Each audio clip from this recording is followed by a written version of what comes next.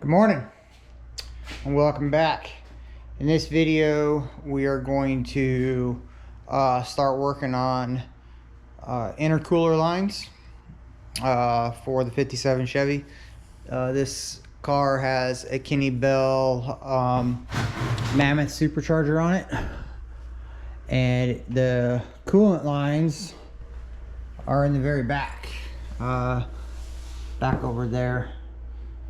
They got two fittings with barbed ends on them, and the rest of this car has been getting AN fittings. So AN fittings here. I got stainless steel lines for the AC, obviously. AN fitting hoses for radiators, power steering lines to the reservoir. So I'm trying to avoid as many hose clamps as possible. These hose clamps are going to go away, and I'm probably going to end up putting Wiggins fittings on there. But those will be the only ones. The rest of it is all AN fittings. So the intercooler that came with the kit has hose fittings for hose clamps. Like I said, I'm gonna get rid of them, so I'm gonna cut those off, weld these on. I got two of these. They're just aluminum weld-on bungs. Got them off of Amazon. The hose kits will be here today. We're gonna do the same thing as I did on the passenger side for the heater hoses. I mounted here's where the intercooler mounts, right here, right in front. So I'm going to drill two holes down here for fittings to go through, and then we'll run them up just like I did over here. There is plenty of room for the tire if somebody asks. There's plenty of room in there. But right now what we're going to do is we're going to cut off these fittings on this intercooler, smooth it all down, get these ready to get welded on.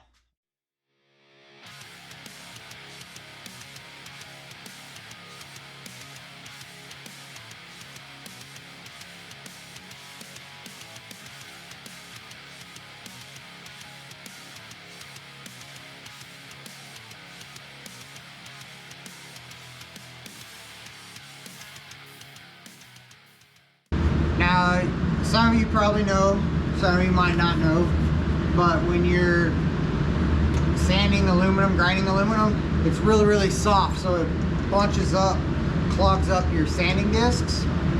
So a quick trick to prevent that is just a bar of soap. Take your soap,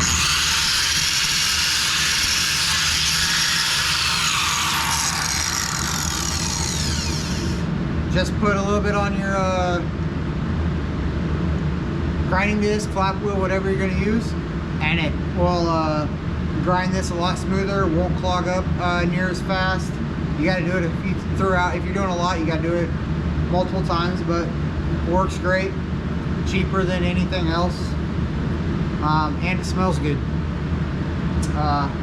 Yeah, let's get to it. I know I should be wearing a respirator. I know that, but it's kind of hard to talk to you when I got a respirator on, so when I stop, talk, but so that's why I'm not going to use a respirator this time. But I think I'm going to use this current weld as extra material because this is pretty thin material. This stuff is pretty thin. So I'm going to use this weld as extra material to weld to when I weld these bungs on. So I just need to get them somewhat flat and straight, so where the bungs will sit on there nice and flat, and then we'll be good.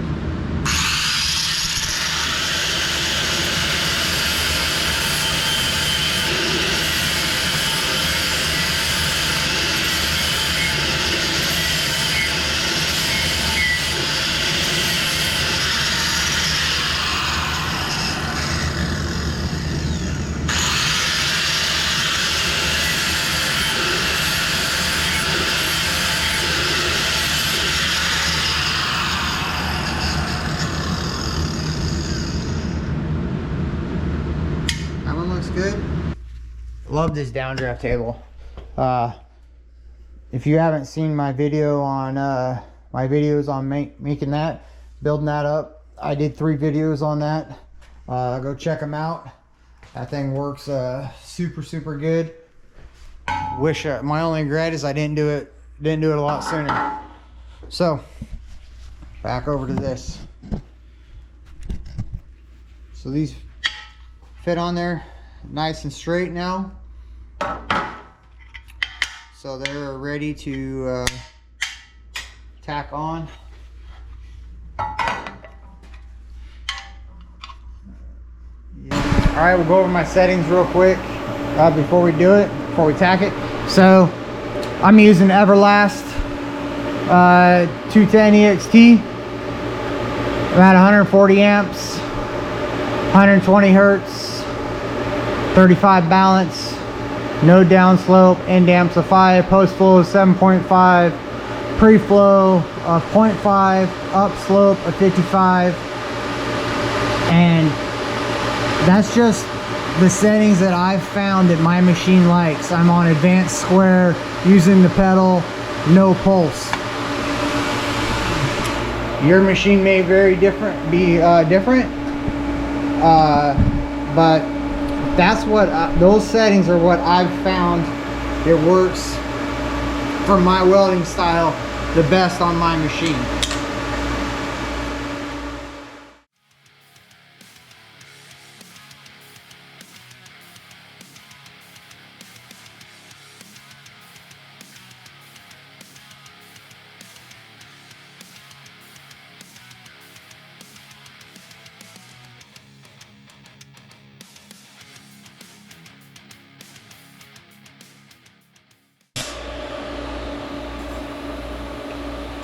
Shit, I dipped my tip.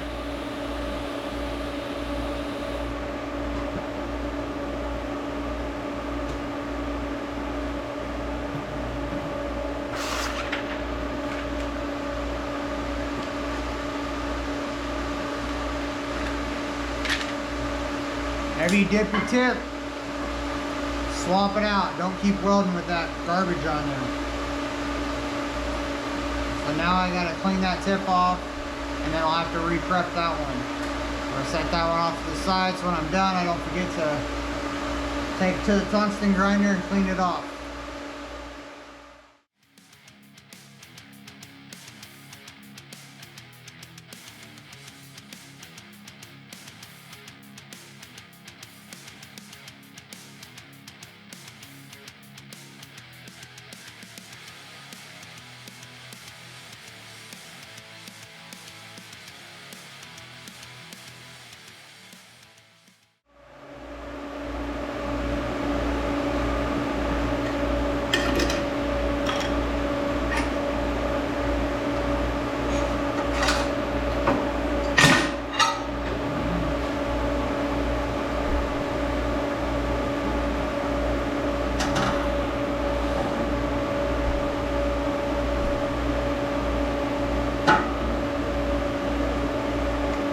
Be tricky to get in there, but I'll get it. But see, it's welding up pretty nice.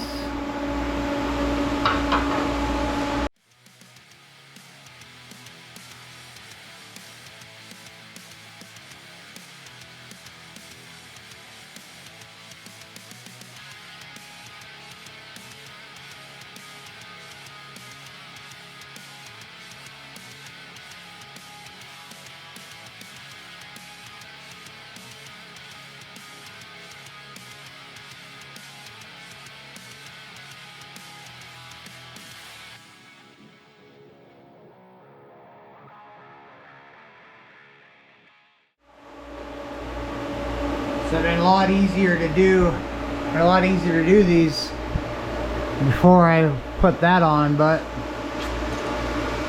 you know, proper planning prevents piss poor performance, and I didn't proper plan this one. But you can see holes are lined up, dead nuts perfect. So let's get it finished welded up, and then we can drill the holes for the bulkhead fittings and we can bolt this thing back in.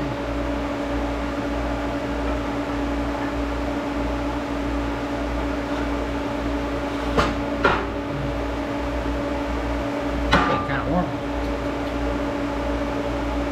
This right here is called a TIG finger. I got this from weld-on.com. This is the XL. It fit over 2 fingers. And it's just a fire retardant heat. It just protects your fingers from heat.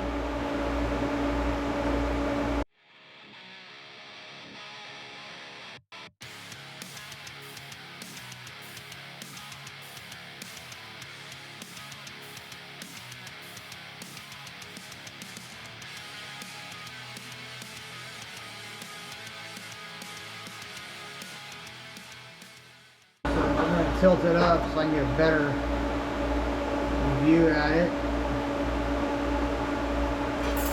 Get a better weld, hopefully.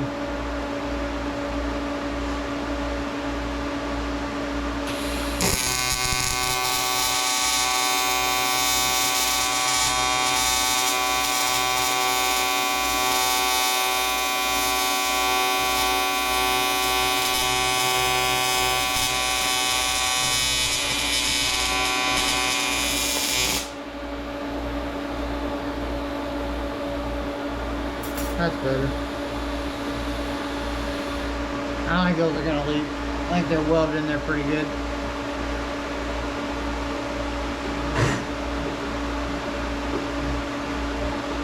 So we'll let that cool down. It's pretty warm right now, but they're fully welded on.